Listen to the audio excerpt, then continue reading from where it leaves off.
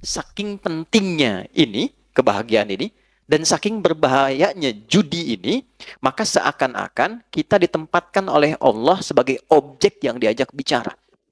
Maksud saya begini, Pak. Kalau baca ayat ini, rasakan Allah itu sedang bicara dengan kita dan kita ditempatkan di hadapannya. Anda sekarang kasau, Pak Panglima, ya kan? Ada di hadapan Anda menyampaikan satu pesan. Kira-kira sikap kita sempurna atau kita selengean? Masih sempurna. Fokus dengar kan?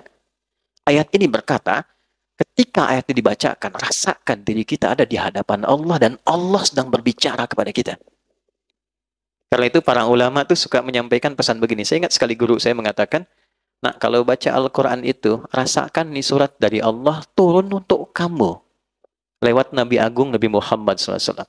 Jadi enak Pak, saat baca Ad-Duha kita lagi sedih, rasanya ayatnya turun buat kita. Wad-Duha, demi kesuksesan dan kenyamanan yang kau rasakan seperti menerima cahaya duha. Wal-laili idza saja, atau sekarang engkau sedang punya masalah besar, merasa gelap seperti gelapnya malam. Ma wadda'aka rabbuka wa ma qala. Yakinkan pada hatimu yang paling dalam, aku tidak akan pernah meninggalkanmu dalam suasana engkau suka atau duka. Kalau ngaji kayak gitu, setiap ayat itu ada maknanya, Pak, Bu. Nah, tentang judi ini, kita diposisikan oleh Al-Quran seakan-akan kita ini di hadapan Allah sedang diberikan sebuah pesan yang dalam. La'allakum tuflihun. Aku pengen engkau tuh bahagia. Adi, aku pengen engkau tuh sukses. Nah, jalan yang menghambat engkau bahagia dan sukses, apapun pekerjaanmu, salah satu perbuatannya ini, judi. Tapi yang jadi masalah, yang saya highlight, bukan kata tuflihunnya. Kata ini la'allakumnya. Di gramatikal bahasa Arab, la'allakum itu masuk kepada bentuk namanya taraji. Sesuatu yang ingin diharapkan, tapi tidak mudah mencapainya kecuali dengan kesungguhan. Apa artinya? Bapak Ibu masih ingat saat puasa kemarin? Kan di ujung ayatnya pakai la'allakum. Al-Baqarah 183. Ya ayyuhalladzina amanu kutiba alaikumus kama kutiba alal ladzina min qablikum la'allakum tattaqun. Kenapa pakai la'allakum? Karena tidak semua orang yang puasa itu bisa takwa kecuali serius menjalani puasanya. Oke? Nah, tidak semua orang yang pengen kebahagiaan dan kesuksesan bisa dapat itu kecuali serius untuk menjalaninya. Anda kalau pengen serius karir di sini Koopsud, serius tunaikan tugas Anda. Tunaikan dengan profesional, secara proporsional, cintai pekerjaan, Anda lebih dekat kepada kesuksesan. Tapi pertanyaannya, kenapa ayat ini disandingkannya dengan maisir, judi? Karena ternyata, kalau orang sudah ditawarkan dengan sifat-sifat itu, tidak mudah kita bisa menghindari dan meninggalkannya. Ini poinnya. Ini penghambat kebahagiaan, tapi tidak mudah untuk bisa menghindarinya jika sudah ada tawarannya. Nih Pak, gampangannya gini ya Pak ya.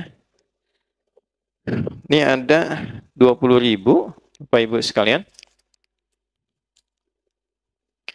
Simpan sini. Ada peluang Anda dapat 20 juta dengan 20.000. Ada peluang dapat 20 juta. Kira-kira nih, kalau ada orang mengatakan demikian saat ini, Pak, Bapak simpan aja nih 20.000 Pak. Ada peluang, walaupun peluangnya 2/10. Dari 10 itu ada 2% Pak, ada di situ. Tapi mungkin Bapak yang dapat. Cuma 20.000 kok nggak ada apa-apanya. Bapak taruh 20.000, dapat 20 juta. Kalau Anda tiba-tiba punya 20.000 di kantong itu, ditawarkan 20 juta dengan tawaran tadi, pilihannya, saya tanyakan, Anda simpan 20.000 itu untuk bertaruh? Atau Anda tinggalkan itu? Tidak dijawab, artinya nggak mudah kan? La'allakum tuh. Karena nggak mudah, Pak. Nah, judi itu sifatnya begitu. Dan itu dimanfaatkan betul dalam konteks sekarang. Karena sifat manusia apa? Kecenderungan manusia ketika dominan nafsunya, dia melihat mana yang paling banyak kuantitasnya. Dia nggak lihat kualitas. Jadi di nafsu manusia itu ada kecenderungan yang mendapatkan banyak. Contoh gampang nih, ini ada prasmanan misalnya ini. Bapak pengen makan banyak atau sedikit? Umumnya banyak. Kan? Kalau gajian pengen banyak atau sedikit? Pasti banyak. Kalau bonus pengen banyak atau sedikit? Banyak. Lalu di hadapan Anda ada yang mengatakan, taruh 10.000, Anda berpeluang dapat 100 juta. Aktiflah sinyal pengen banyak itu. Itulah yang dimaksud la'allakum. Nggak mudah tuh mengatasi ujian demikian. Dulu masih manual. Masih offline. Semua datang, kamu punya apa? Ini, punya apa ini? Saking terkuasainya ketika aktif nafsu ini, akuanya tertekan, maka semua yang dominan itu penguasaan nafsu. Dan sifat nafsu tidak ada yang baik. Dulu saking dominannya, Bu, yang dipertaruhkan sampai istrinya, yang dipertaruhkan sampai anaknya, yang dipertaruhkan bahkan sampai kedua orang tuanya. Sekarang yang dipertaruhkan tabungan anaknya, yang dipertaruhkan tabungan istrinya, nggak tanggung-tanggung, yang dipertaruhkan tabungan rekan-rekan seperjuangannya. Kebayang? Kenapa? Karena aktif bagian sinyal tadi. Itulah yang disebut maisir. Kelihatannya gampang dapat, tapi ada tipuan dan kotoran di dalamnya. Maksud Quran itu apa? Ini extraordinary crime. Jangan coba-coba masuk ke wilayah ini, ya, karena konsekuensi dari ini semua, ini mencakup semua ya. Mau pemainnya, player, mau bandarnya, ya, mau semua yang terlibat di dalamnya. Pokoknya kalau sudah masuk ke wilayah ini, satu, unsur kebahagiaan itu akan mulai berkurang sampai ke titik hilang. Bahagia itu sama dengan tenang. Tenang lawannya apa? Gelisah. Jadi orang yang judi, hal pertama yang dia dapatkan dalam hatinya, kegelisahan. Kalau nggak percaya, silahkan cek. Orang-orang yang masuk ke lingkup judi, kemudian edik di dalamnya, dan dia mulai kena yang pertama gelisah, lalu masuk mempertaruhkan yang ada, perhatikan karirnya bagaimana. Itu yang kemarin, 800 sekian juta. Lihat dampaknya kepada karirnya. Selesai. Pengabdiannya tidak dilihat. Pertaruhan nyawanya sebagai abdi negara. Selesai semua, Pak. Dia berhenti dalam keadaan tidak terhormat dan melekat status pada dirinya sepanjang hidup seorang penjudi. Judi yang dulu offline, sekarang masuk online. Nah, ini Pak, di situasi kita sekarang. Nabi sudah wanti-wanti 15 abad yang lalu. Terjadi percepatan digital, waktu semakin cepat, dan kejahatan polanya berpindah. Dulu polanya offline, sekarang online. Masuknya ke wilayah-wilayah yang selalu membersamai kita. Handphone kita kan sering online. Ya kan? Orang sekarang sudah nggak penting handsome, Bu. Yang penting handphone. Bangun tidur kan sudah buka status. Oke? Sholat baru salam sudah buka status.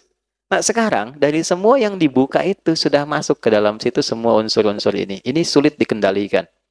Tahun 2007, ini perempuan juga di Amerika. Ada seorang perempuan, dia menganalisis. Melihat setiap negara dengan bonus demografi tinggi. Kan? Dan tapi saking cerdasnya orang ini, cuma kecerdasannya ditempatkan pada sisi yang negatif.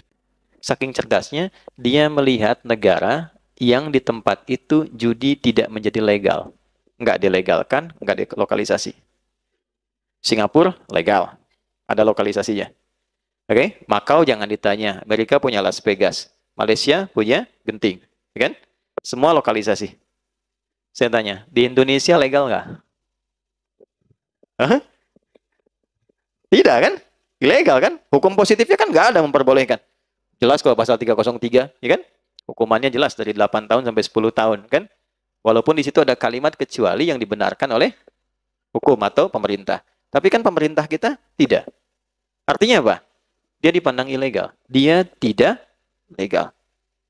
Perhatikan baik-baik. Maka orang ini membuat sebuah sistem dan melihat bagaimana memanfaatkan bonus demografi di satu tempat yang judinya itu tidak memiliki legalitas, dan kecenderungan masyarakatnya itu senang dengan handphone. Dan dia temukan kesimpulan bagaimana membuat sebuah sistem judi yang polanya khusus masuk ke wilayah ini yang bisa dikendalikan dari jauh karena online. Jadi bikin dari luar, Pak. Bikinnya dari luar, tapi nanti pengguna-penggunanya IP-nya bisa ada di dalam.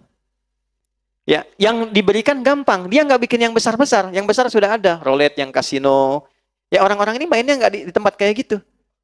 Kalangan-kalangan yang tidak ke Las Vegas, tidak ke Macau, dan sebagainya. Difasilitasi pada satu bagian perangkat yang dia bawa dalam hidupnya terus. Masuk di kantong ya. Sholat bawa handphone, mau tidur sampingnya handphone, kamar mandi cek status simpen sebentar gitu. Nggak jauh dari itu. Maka dia masuk dengan sistem kecil, bukan sistem yang besar.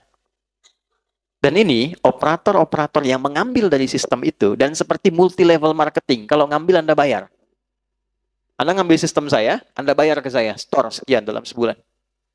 Itu mereka pun sama semua mengatakan bahwa yang jadi incaran tuh tempat-tempat seperti kita ini Indonesia. Makanya sekarang kalau Bapak lihat pergerakan dari para penjudi, mereka semua sepakat mengatakan itu pasar terbesar di dunia sekarang untuk bisa mereka rasakan kenikmatannya dalam judi online di Indonesia. Pak, yang disasar cuman 10.000, 5.000, kelihatannya nggak banyak. Bikinkan slotnya, tuh, 2, 3, 4 slot. Maka kita apapun namanya, dia bikin dulu polanya semacam judi slot. Ya, Pak? Dikasih slot, tapi ditempatkan dalam bentuk pola seperti game. Anda beli, diatur gamenya, dikasih ID-nya, dikasih sekian durasinya, berapa Anda deposit di situ. Taruh dah 10.000, taruh 500.000, taruh 5.000, ya. Tapi yang ditampilkan apa?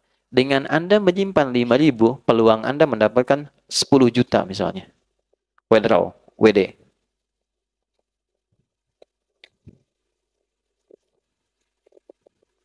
Pak, 5.000 itu berapa persen sih Pak dari pendapatan? Anda dapat 5 juta, keluar 5.000, berapa persen?